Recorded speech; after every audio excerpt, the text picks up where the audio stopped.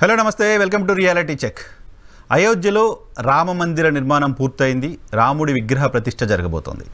అయితే గడిచిన 3 దశాబ్దాలుగా రామ మందిరం పూర్తవుతుందా, ఎప్పుడవుతుంది, ఏంటి లాంటి చర్చ దేశంలో చూస్తూ ఉన్నాం. రాజకీయాల్లో ప్రధానంగా రామ మందిరం అంశం ఏ స్థాయిలో చర్చకు దారితీస్తుందో కూడా చూస్తూ ఉన్నాం.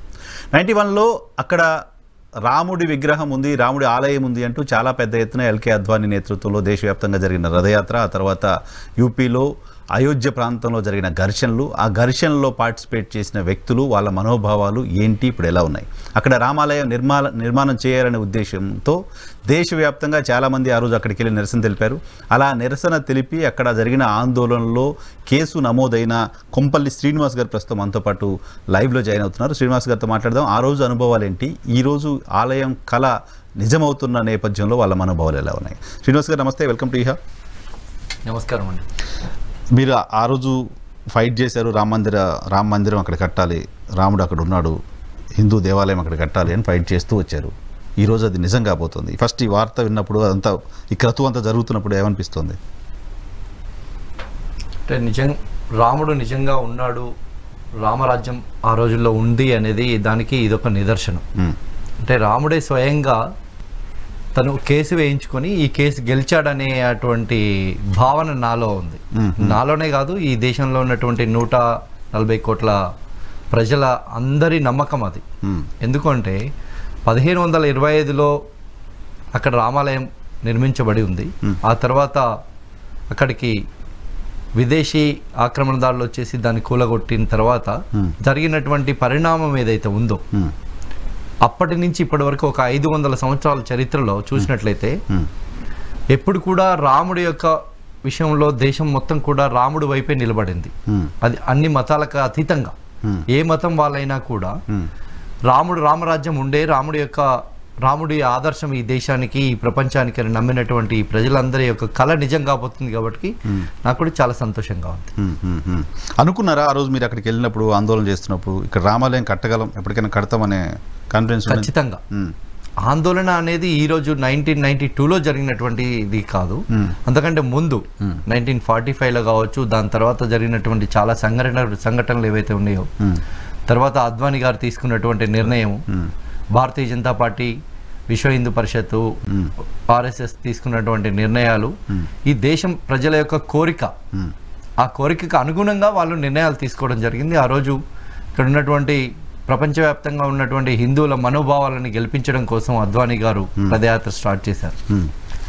ఆ క్రమంలో జరిగినటువంటిది, అక్కడికి మేము వెళ్ళిన తర్వాత కరసేవలో పాల్గొనడం జరిగింది.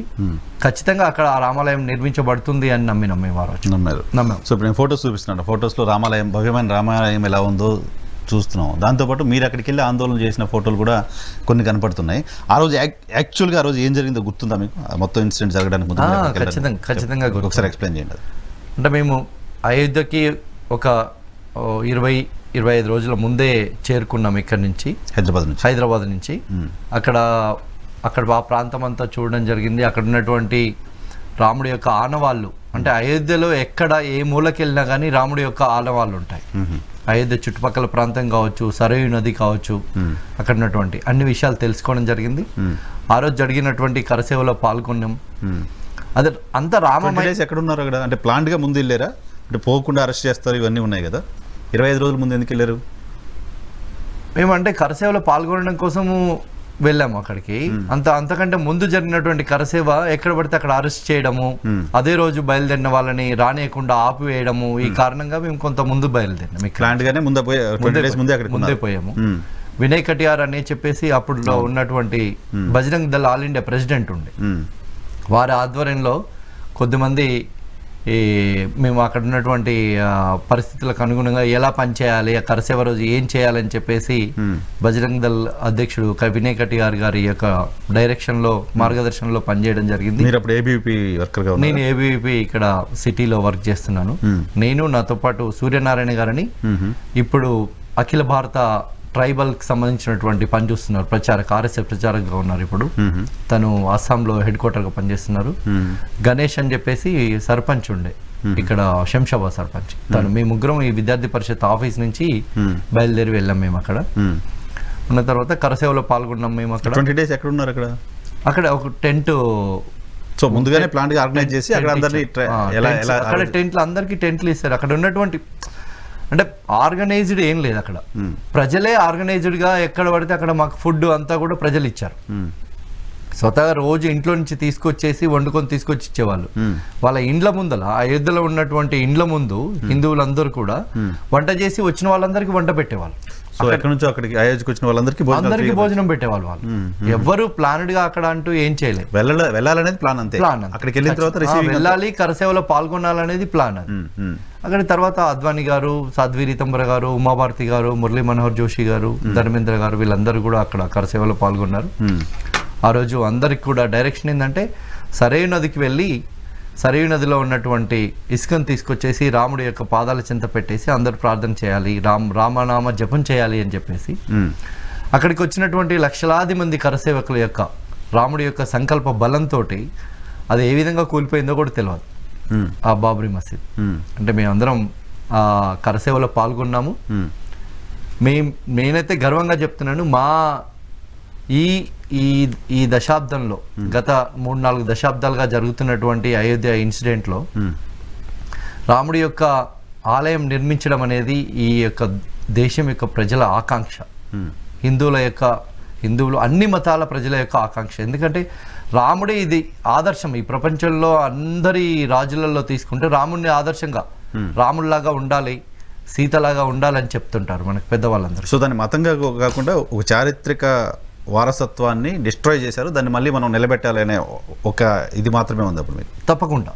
అంటే రాముడు అనేవాడు ఏ మతానికి ఇది కాదు, హిందువుల యొక్క ఆరాధ్య దైవము. కానీ రామరాజ్యంలో అన్ని మతాల ప్రజలందరినీ కూడా ప్రేమించాడు, అందరికీ ఒకే న్యాయం చేశాడు.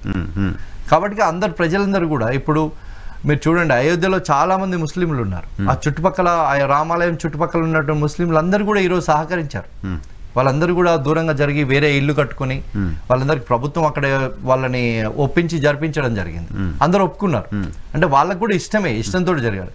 ఇకపోతే ఆ దేశంలో ఆ రోజు ఏం జరిగింది, సరైన నదికి వెళ్ళారు మీరంతా టీమ్, అక్కడ నుంచి తీసుకున్నారు. ఎక్కడ ఉంది విగ్రహం, రాముడి విగ్రహం? అక్కడ ఉందా? వివాదాస్పద కట్టడంలో లోపలనే ఉంది. అప్పటికి రాముడి యొక్క విగ్రహానికి పూజలు జరుగుతున్నాయి. హిందూస్ అలౌ చేస్తున్నారు. అప్పుడు ఉన్నటువంటి కేంద్ర ప్రభుత్వం కావచ్చు, రాష్ట్ర ప్రభుత్వం కావచ్చు, అక్కడ ఉన్నటువంటి పోలీస్ ప్రొటెక్షన్ లోపలికి రానియలేదు. కొంత మేము ప్రయత్నం చేసి లోపలికి పోయి పైన ఉన్నటువంటి గుమ్మటాలు, నేను వన్ ఆఫ్ ద గుమ్మటం పైకి ఎక్కడం జరిగింది. ఫోటో చూస్తున్నాను నేను. ఆ గుమ్మటం పైన నేను ఉన్నాను. పైనుంచి కింద పడి ఒక 20-25 రోజులు హాస్పిటల్లో ఉన్నాను నేను.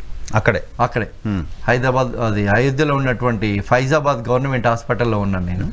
ఒక 25 డేస్ తర్వాత అక్కడ ఉన్నటువంటి ఒక డాక్టర్ సహాయంతో నేను హైదరాబాద్కి వచ్చాను. ఆ రోజు ఏం జరిగింది, దాన్ని కూల్ చేశారు, డిస్ట్రాయ్ చేయడం కోసమే వెళ్ళారు అనేది జనరల్గా ఉన్న ప్రొజెక్షన్. పొలిటికల్ పార్టీస్ కావచ్చు చాలా మంది మాట్లాడుతుంది. నిజంగా ఆ రోజు అటువంటి మోటివ్తో వెళ్ళారు అక్కడికి? అంటే మాకు ఎవరు చెప్పలేదు కూలగొట్టాలి. ఏం చేతిలో ఉన్నాయి ఏంటి, గడపర్లు అవి ఐరన్ వే, ఓన్లీ స్టిక్సా? కర్రలు ఇట్లా చిన్న చిన్న ఏవి ఎవరి దగ్గర ఏమీ లేవు అసలుకి. అక్కడ ఉన్నటువంటి కరసేవ యొక్క సంకల్ప బలము దాన్ని కూలగొట్టేలా చేసింది. ప్రజలందరూ తోస్తేనే కూలిపోయింది అసలు కాదు.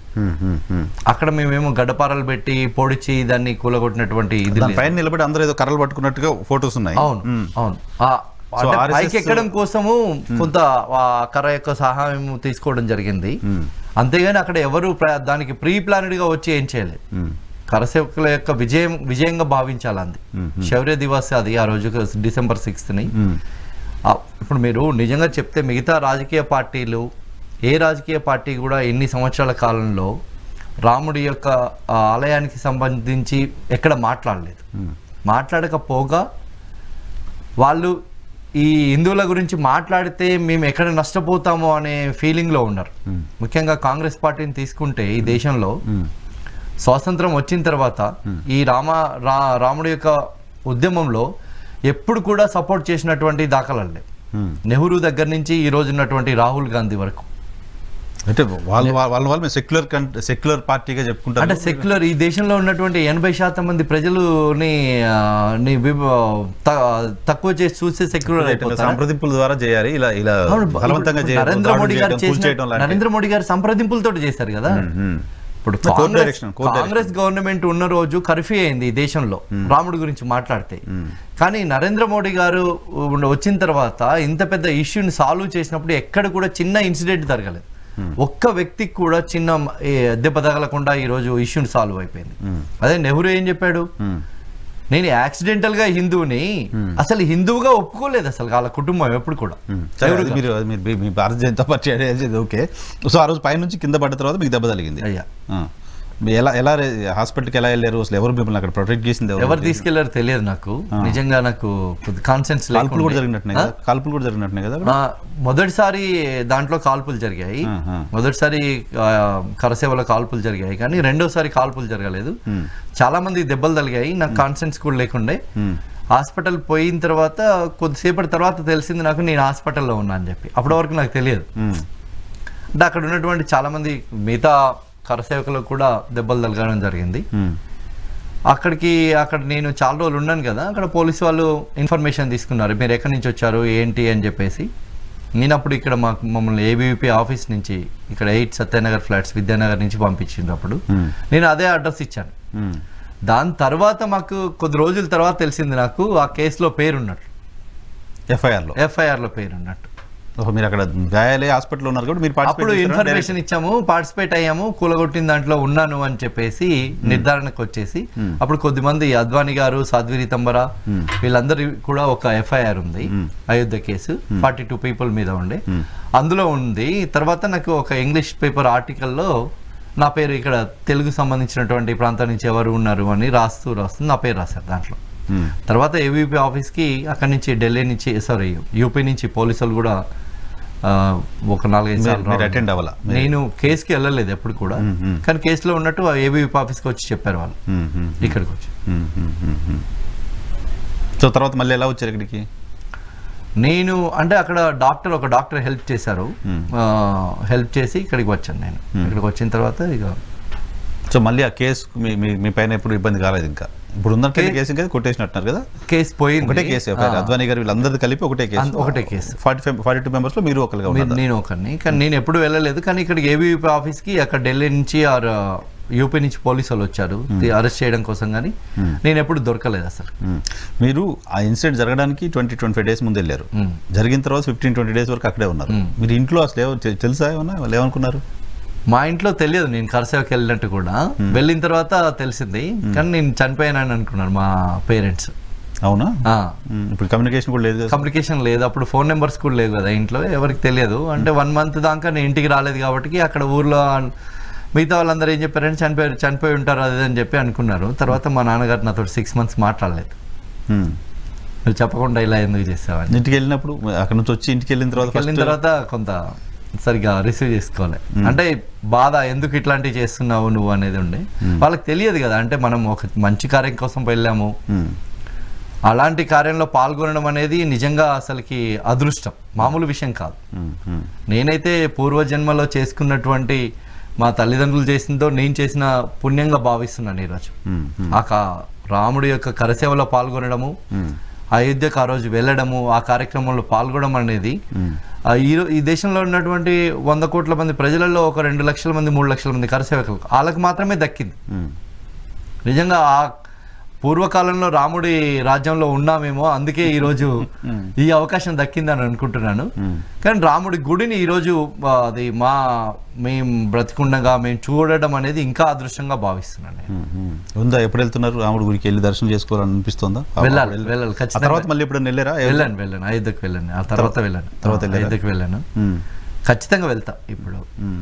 అంటే ఇప్పుడు బాగా షెడ్యూల్ ఎవరు ఎప్పుడు రావాలి అనేది ఉంది కాబట్టి వెళ్తాను ఖచ్చితంగా. ఇన్విటేషన్స్ ఏం లేవా అప్పుడు ఎఫ్ఐఆర్లో ఉన్న వాళ్ళకి, లేకపోతే అప్పుడు పార్టిసిపేట్ చేసిన వాళ్ళకి separate invitations Bajrang Dal RSS నుంచి అట్లా ఏం లేవా? అంటే ఇప్పుడు అక్కడ కొద్దిమంది స్వామీజీలను మాత్రమే పిలిచి ఆ క్రతువు జరుగుతుంది కదా, రాముడి యొక్క ప్రాణ ప్రతిష్ఠ జరుగుతున్న కార్యక్రమంలో అక్కడ ప్లేస్ ఇదంతా దీనికి సంబంధించి మరి ఎటువంటి ఏర్పాట్లు ఉన్నాయి ఏంటనేది తెలియదు. ఖచ్చితంగా అందరికీ అవకాశం వస్తుంది. అంటే మా ప్రజలలో ఈ 140 కోట్ల మంది ప్రజలలో నేను ఒకరిని, అందరితో పాటు వెళ్ళడం ఆనందంగా ఉంటుంది. స్పెషల్ గా ఏముంటుంది, ఈ రోజు వెళ్ళినా అదే రాముడు, ఏ రోజు వెళ్ళినా అదే రాముడు. మనం వెళ్ళడం అనేది ఇంపార్టెంట్. సో రాముడు అక్కడ ఉన్నాడు, ఎప్పుడైనా చూడొచ్చు. మన దగ్గర రాముడు అక్కడ లేడు కాబట్టి అదొక ఆందోళన. రాముడు అక్కడే ఉన్నాడు, వందల సంవత్సరాల నుంచి రాముడు అక్కడే ఉన్నాడు. రామరాజ్యం ఉన్నప్పటి నుంచి రాముడు అక్కడే ఉన్నాడు. కొద్దిమంది విదేశీ శక్తులు దాడి చేసి దాన్ని డిస్ట్రాయ్ చేశారు, కానీ రాముడు మళ్ళీ స్వతహాగా తన కేసు తను గెలుచుకొని ఈ రోజు మళ్ళీ రామరాజ్యం రాబోతుంది అనే భావన నాకైతే కలుగుతుంది. సో ఇప్పుడు మీ పేరెంట్స్తో మాట్లాడినా ఆ రోజు మీరు పార్టిసిపేట్ చేసి వచ్చారు, ఇప్పుడు అది డ్రీమ్స్ కమ్స్ ట్రూ అంటారు కదా, నిజమవుతుంది. కళ నిజమైన రోజుగా భావిస్తున్నాను నేను. రేపు 22వ తారీఖు ప్రాణ ప్రతిష్ఠ రోజు. నా కళే కాదు, ఈ దేశంలో ఉన్నటువంటి ప్రపంచవ్యాప్తంగా ఉన్నటువంటి హిందువుల యొక్క కళ కూడా నిజమవుతుంది రేపు రాముడి యొక్క ప్రాణ ప్రతిష్ఠ రోజు. మా ఇంట్లో వాళ్ళు కూడా చాలా సంతోషంగా ఫీల్ అవుతున్నారు. మా వాడు దాంట్లో పాల్గొనడం అనేది మాకు కూడా అదృష్టంగా చెప్పుకుంటారు ఖచ్చితంగా. కానీ ఇప్పుడు ఓకే, ఇదంతా చేసింది రాముడి విగ్రహాన్ని అక్కడ ఏర్పాటు చేయడానికో, రాముడు అక్కడ ఉండడం అని చెప్పడానికో, ఆ గుడి కట్టడానికో అనేది జనరల్గా హిందువుల కోసం చేశారు. కానీ ఆ మొత్తం కార్యక్రమం భారతీయ జనతా పార్టీ కోసం చేశారు, భారతీయ జనతా పార్టీ ఎదగటం కోసం చేశారు అని పొలిటికల్ విమర్శ ఒకటి ఉంది. అది పొలిటికల్ విమర్శగానే చూద్దాం కోసేపటికి. కానీ నరేంద్ర మోడీ గారు పోయి తీసుకెళ్లి విగ్రహాన్ని ప్రతిష్ఠ చేయడం అంటే, అదిగో మేము చెప్తుంది నిజమే కదా, నరేంద్ర మోడీకి ఏంటి సంబంధం, ఆయన ఎలా ప్రాణ ప్రతిష్ఠ చేస్తాడు అనే ఆరోపణలకి కొంచెం గ్రావిటీ పెరగట్లా? అది నేనేమనుకుంటున్నానంటే ఖచ్చితంగా అది తప్పు. ఎవరైతే ఆ విధంగా మాట్లాడుతున్నారో ఈరోజు, ఇప్పుడు నరేంద్ర మోడీ గారు ఈ దేశానికి ప్రధానమంత్రి, 100 కోట్ల మంది భారతీయుల యొక్క ప్రధానమంత్రి, రిప్రజెంటేటివ్. నరేంద్ర మోడీ గారు చేస్తే తప్పేంటి చెప్పండి? ఖచ్చితంగా చేసే హక్కు ఉంది. ఇప్పుడు నరేంద్ర మోడీ గారు వచ్చిన తర్వాతనే రాముడి యొక్క ఉద్యమం జరగడలేదు. వందల సంవత్సరాల నుంచి రాముడి యొక్క అక్కడ రామరాజ్యం ఉండే, రాముడి కోసం పోరాటం జరిగింది, ఉద్యమం జరిగింది. అందరూ కష్టపడి ఈరోజు ఫైనల్గా రాముడి యొక్క ఆలయ నిర్మాణం పూర్తయింది. ఆలయ నిర్మాణం పూర్తయిన తర్వాత రాముడి యొక్క విగ్రహాన్ని ప్రాణ ప్రతిష్టలో నరేంద్ర మోడీ గారు పాల్గొంటే తప్పేంటి? ఇప్పుడు అక్కడ శంకరాచార్యులు లాంటి వాళ్ళు కూడా దాన్ని తప్పు పడుతున్నారు కదా. శంకరాచార్యుల వాళ్ళు మిగతా ఒక్క శంకరాచార్యుల వాళ్ళే అలా మాట్లాడుతున్నారు. ఎందుకంటే మొదటి నుంచి కాంగ్రెస్ పార్టీకి అనుకూలంగా ఉన్నటువంటి శంకరాచార్యుల వారు మాత్రమే మాట్లాడుతున్నారు, మిగతా ఎవరు మాట్లాడలేదు. ఈ దేశంలో వేల మంది స్వామీజీలు ఉన్నారు, వాళ్ళందరూ కూడా సంతోషంగా ఫీల్ అవుతున్నారు. ఈరోజు వందలాది మంది స్వామీజీలు వెళ్తున్నారు అక్కడికి, స్వయంగా వాళ్ళు వెళ్తున్నారు ఆ కార్యక్రమంలో పాల్గొనడానికి. ఖచ్చితంగా నరేంద్ర మోడీ గారికి పాల్గొని అందులో ప్రాణ ప్రతిష్ఠ చేసే అటువంటి హక్కు ఉంది ఖచ్చితంగా. అంటే ఇప్పుడు రామరాజ్యంలో రాముడికి ప్రజలందరూ కూడా హక్కు కల్పించారు ఈ రాజ్యాన్ని పాలించమని చెప్పి. ఈ దేశంలో ఉన్నటువంటి 140 కోట్ల మంది ప్రజలు కూడా నరేంద్ర మోడీని కోరుకున్నారు, నువ్వు మా దేశానికి ప్రధానమంత్రిగా ఉండు, మమ్మల్ని సుఖశాంతులతో ఉంచడం కోసం నువ్వు ఉండు అని చెప్పి. అటువంటి వ్యక్తి ఈ రోజు ఆ కార్యక్రమంలో పాల్గొనడంలో ధర్మమే కదా, పాల్గొనడంలో తప్పులేదు. ఆయన ప్రాణ ప్రతిష్ఠ చేయడంలో కూడా ధర్మమే కదా. ఆయన ధర్మం కోసం, దేశం కోసం పనిచేస్తున్నటువంటి, నిస్వార్థంగా పనిచేస్తున్నటువంటి, కుటుంబం కోసం కాకుండా పనిచేస్తున్నటువంటి వ్యక్తి. మీరు అవతల వాళ్ళు ఎవరైతే విమర్శిస్తున్నారో వాళ్ళని తీసుకోండి ఒకసారి, ఆ యొక్క కుటుంబం యొక్క చరిత్ర తీయండి. నెహ్రూ గారు నేను యాక్సిడెంటల్గా హిందూగా పుట్టాను అని చెప్పాడు. నేను ఇంగ్లీష్ వాడిగా, భాషాపరంగా చూస్తే నేను ఇంగ్లీష్ వాడిని, మతపరంగా చూస్తే నేను ఏదో యాక్సిడెంటల్గా పుట్టాను కానీ చెప్పినటువంటి ఆయన నెహ్రూ బాబర్ యొక్క రాముడి యొక్క ఆలయాన్ని కూల్చినటువంటి బాబర్ యొక్క సమాధిని సందర్శించడం చేశాడు ఆఫ్ఘనిస్తాన్లో ఉన్నటువంటి. ఇందిరాగాంధీ నెహ్రూ బాబర్ యొక్క సమాధిని సందర్శించింది. రాహుల్ గాంధీ కూడా బాబర్ యొక్క సమాధిని సందర్శించినటువంటి వ్యక్తి. అటువంటి కుటుంబం మాట్లాడేది ఈరోజు. రామ మందిర్ కోసం రథయాత్ర చేసిన అద్వానీ పోయి అలీ జిన్నా గొప్పడని చెప్పొచ్చాడు కదా పాకిస్తాన్లో. మహమ్మద్ అలీ జిన్నా కూడా మన దేశస్తుడు. అందుకే చెప్తున్నాను, భారతీయ జనతా పార్టీ భారతదేశంలో ఉన్నటువంటి ముస్లింలకి, క్రిస్టియన్లకి వ్యతిరేకమైనటువంటి పార్టీ కాదు అని చెప్తున్నాను. స్వాతంత్ర పోరాటంలో పాల్గొన్నాడు కదా మహమ్మద్ అలీ జిన్నా. దేశ విభజనకి ఆయనే కారణం అంటూ భారతీయ జనతా పార్టీ ఆయన శత్రువుగా చూపిస్తూ ఉంటుంది కదా. ఎప్పుడు చూపించలేదు. భారతదేశంలో ఉన్నటువంటి వాళ్ళని కాదు, ఈరోజు భారతదేశంలో దండయాత్ర చేసినటువంటి వాళ్ళకు వ్యతిరేకము, ఈ భారతీయతకు వ్యతిరేకంగా పనిచేస్తున్నటువంటి, భారతీయ సాంప్రదాయం కావచ్చు, సంస్కృతికి వ్యతిరేకంగా పనిచేస్తున్న వాళ్ళని ఖచ్చితంగా భారతీయ జనతా పార్టీ. జిన్నా గురించి మాట్లాడిన మాటలకి భారతీయ జనతా పార్టీ, RSS, బజరంగ్ దళ్ అందరి మద్దతు ఉందా? యాక్సెప్ట్ చేస్తున్నారు దాన్ని? అద్వానీ గారు ఎక్కడ తప్పు ఏం మాట్లాడలేదు. ఖచ్చితంగా చెప్తున్నారు, ఎవ్వరు వ్యతిరేకించట్లేరు. అద్వానీ గారు లాంటి గొప్ప వ్యక్తి ఈ రోజు ఈ రాముడి యొక్క ఉద్యమాన్ని నిర్మాణం చేసింది అద్వానీ గారు. అంటే ఈ మధ్య కాలంలో గత 3-4 దశాబ్దాలు అదే గుర్తుంది మనకి, లాస్ట్ అదే మూమెంట్ కాబట్టి అదే ఖచ్చితంగా అద్వానీ గారి ఈ రాముడి యొక్క ఈరోజు రామాలయం నిర్మాణం జరుగుతుందంటే అద్వానీ గారి యొక్క పాత్ర ఎనలేనిది, చెప్పలేనంత, ఇన్ఫినిటీ. భారతదేశంలో జనాభా 140 కోట్లు 150 కోట్లు, 33 కోట్ల మంది దేవతలు ఉన్నారని చెప్తుంటారు. అవును, గుళ్ళు దేవతలు. ఖచ్చితంగా ఇంకో 25 కోట్లు 30 కోట్లు ఆలయాలు ఉంటాయి. నాకు తెలిసి ఒక ప్రజాప్రతినిధి పోయి విగ్రహానికి ప్రాణ ప్రతిష్ఠ చేయడం అనేది నాకు తెలియదు. మరి ఎక్కడ మీరు ఎక్కడ చూసారా? ఖచ్చితంగా చూసాను. ఇప్పుడు మన గ్రామం ప్రజాప్రతినిధులు పార్టిసిపేట్ చేస్తారు, కానీ వాళ్ళే ప్రాణ ప్రతిష్ఠ చేయడం. మనం ఊళ్ళో ఏదైనా గుడి కడితే కూడా ఎవరో అయ్యవారిని పెద్దవాళ్ళని ఎవరో పిలిచి వాళ్ళతో చేయిస్తాం. అది రైట్. అక్కడ ప్రాణ ప్రతిష్ఠలో ఇప్పుడు ధర్మకర్త ఉంటాడు. ప్రతి ఆలయానికి నరేంద్ర మోడీ శ్రీరాముడి విగ్రహాన్ని తీసుకుని గుడిలోకి వెళ్ళి అక్కడ పెడతాడు అని చెప్తారు. చెప్తారు. నేను అది చెప్తున్నాను. ప్రతి ఆలయానికి ఒక ధర్మకర్త ఉంటాడు. మీరు చూడండి, అంటే గ్రామాలలో ధర్మకర్త, ఆ ధర్మకర్తని క్రతువంతా చేస్తాడు. ఈరోజు రాముడు ఆలయానికి ధర్మకర్త నరేంద్ర మోడీ గారు అండి. ఈ దేశానికే ధర్మకర్త ఆయన. ధర్మకర్తలు పార్టిసిపేట్ చేస్తారు, ప్రాణప్రతిష్ఠ చేస్తారు. ప్రాణప్రతిష్ఠ చేస్తారు. ఎందుకు చేయరు? ఈ సంప్రదాయం చూసిన తర్వాత ఏ ఊర్లో గుడి కట్టినా ఇంకా ఊరు సర్పంచులు, ఆ ఊరు మండల ప్రెసిడెంట్లు వాళ్ళే వచ్చి విగ్రహాలు ప్రాణప్రతిష్ఠ చేసేస్తారు. అంటే అక్కడ ఉన్నటువంటి అవసరానికి అనుగుణంగా వాళ్ళని చేయొచ్చు, తప్పేం లేదు కదా. ఇప్పుడు హిందుత్వంలో అంటే నేను దీన్ని ఎందుకు కోట్ చేస్తున్నా అంటే, గతంలో మీరు మూవ్మెంట్ చేసింది పొలిటికల్ కోసం అన్నప్పుడు, ఇప్పుడు దీన్ని చేయడంతో ఎలక్షన్ ముందు చేస్తూ ఉంటుంది. రాజకీయాల కోసము అయోధ్య యొక్క రామ మందిర ఉద్యమం రాలేదు. దశాబ్దాల కాలం నుంచి రామ మందిరం యొక్క ఉద్యమం ఉంది. భారతీయ జనతా పార్టీ పుట్టకంటే ముందు కూడా రామ మందిరం యొక్క ఉద్యమం ఉంది. ఈ దేశంలో ఉన్నటువంటి హిందువుల మనోభావాలని గెలిపించడం కోసము భారతీయ జనతా పార్టీ ఆ నిర్ణయం తీసుకుంది. కానీ రాముడి యొక్క మందిరం నిర్మించాలని చెప్పేసి దశాబ్దాలు 1949లోనే ఉద్యమం జరిగింది. ఆ రోజు ఎవరు లేరు కదా, ఆ రోజు నరేంద్ర మోడీ గారు, అద్వానీ గారు లేరు కదా. ఆ రోజు నుంచి ఈ రోజు వరకు జరిగినటువంటి హిందువులు పాల్గొన్నారు. సో అయితే ఓన్లీ హిందువుల కార్యక్రమంగా కాకుండా దేశానికి సంబంధించిన కార్యక్రమంగా చూడాలి. ఖచ్చితంగా రాముడు అనేవాడు ఆరాధ్య దైవం. ఈ దేశం యొక్క ప్రజలందరూ మొత్తం కల్చర్ పైన అటాక్ జరిగిన అటాక్ ని మేము ఇప్పుడు సరి చేస్తున్నాం అనేది మాత్రమే ప్రధానమంత్రిగా చేస్తున్న కార్యక్రమం. ఖచ్చితంగా. ఎందుకు అంటే ఈ దేశంలో ఉన్నటువంటి వందలాది యొక్క మన సంస్కృతి పైన దాడి చేశారు. వందలాది గుళ్ళ మీద ఈ మొఘలు ఏవైతే ఉన్నాయో చాలా టెంపుల్స్ ని ధ్వంసం చేశారు. అటువంటి వాటిని ప్రొటెక్ట్ చేస్తున్నటువంటి దేశం సంపద కదా. ఇప్పుడు రాముడు అనేది దేశ సంపదగా చూడాలి. మతానికి సంబంధించినట్టు కాదు. రాముడు రాజ్యంలో అన్ని మతాల వాళ్ళు ఉన్నారు, అందరికీ ఒకే న్యాయం ఇచ్చాడు. కాబట్టి ఇప్పుడు రాముడి యొక్క ఆలయం నిర్మిస్తున్నామంటే మనందరం దేశ సంపదను చూడాలి. కాబట్టి అటువంటి సంపదను కాపాడుతున్నందుకు నిజంగా గర్వించాలి. రాబోయే రోజులలో నరేంద్ర మోడీ గారికి అండగా ఉండి ఇంకా ఇలాంటి గుళ్ళు కావచ్చు, గోపురాలు కావచ్చు, మన సంపద కావచ్చు, సంస్కృతిని కాపాడడంలో మనం ఆయనకు అండగా ఉండి ఆయన్ని ఇంకా 10 కాలాల పాటు ఈ ప్రజల్ని పాలించేటువంటి అవకాశం కల్పించేలా మనం అందరం పోరాటం చేయాలి ఆయన కోసం. ఆయనకు వెన్నుదన్నగా నిలబడితే బాగుంటుందని నేను అనుకుంటున్నాను. సరే, అది మీ కోరిక, భారతీయ జనతా పార్టీ కోరిక నెరవేరుతుందో? భారతీయ జనతా పార్టీ కాదు, భారతీయుల యొక్క కోరిక. భారతదేశంలో ఉన్నటువంటి ప్రపంచవ్యాప్తంగా ఉన్నటువంటి భారతీయులందరి కోరిక. మీరు ఇప్పుడు విదేశాలు చూడండి, నేను అమెరికాలో ఉన్నాను. మీకు ఏ దేశం యొక్క అధ్యక్షుడు వచ్చినా కానీ అంత అలర్ట్ ఉండదు అమెరికాలో. ఒక భారతదేశం యొక్క ప్రధానమంత్రి నరేంద్ర మోడీ గారు అమెరికాకు వచ్చారంటే నేను ఎక్కడైనా కనిపించాను అనుకోండి, hey your prime minister is here man అంటారు. అంటే నాకు వాళ్ళ అంతా అక్కడ లోకల్లో ఉన్నటువంటి ప్రజలలో కూడా ఈ మన యొక్క నరేంద్ర మోడీ గారి మీద నమ్మకం.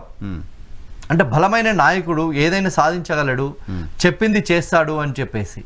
ఇప్పటివరకు నరేంద్ర మోడీ గారు ఇప్పుడు చూడండి, మిగతా రాజకీయ పార్టీలు ఇచ్చినటువంటి మేనిఫెస్టోలు, భారతీయ జనతా పార్టీ మేనిఫెస్టో ఏ విధంగా అమలు అవుతూ వస్తున్నారు, చెప్పినవన్నీ చేస్తున్నారు. సరే, మీ మేనిఫెస్టో చర్చ మళ్ళీ చేద్దాం. గుడికి సంబంధించిన చర్చ. థ్యాంక్ యూ వెరీ మచ్ మా కోసం సమయం కేటాయించినందుకు. ఆ సమయంలో మీరు అక్కడికి వెళ్ళి దాంట్లో పార్టిసిపేట్ చేయటం, మీరు కన్న కళ, మీలాంటి వాళ్ళు చాలామంది కన్న కళ ఇప్పుడు నెరవేరుతూ ఉండడం, దానికి నరేంద్ర మోడీ గారు బాధ్యత తీసుకోవడం, దాన్ని మీరంతా హర్షించడం. Thank you very much Srinivas గారు మా కోసం సమయం కేటాయించినందుకు. ఇది ఇవాళ రియాలిటీ చెక్. రేపటి షోలో మళ్ళీ కలుద్దాం. చూస్తూనే ఉండండి ఈ హార్ట్.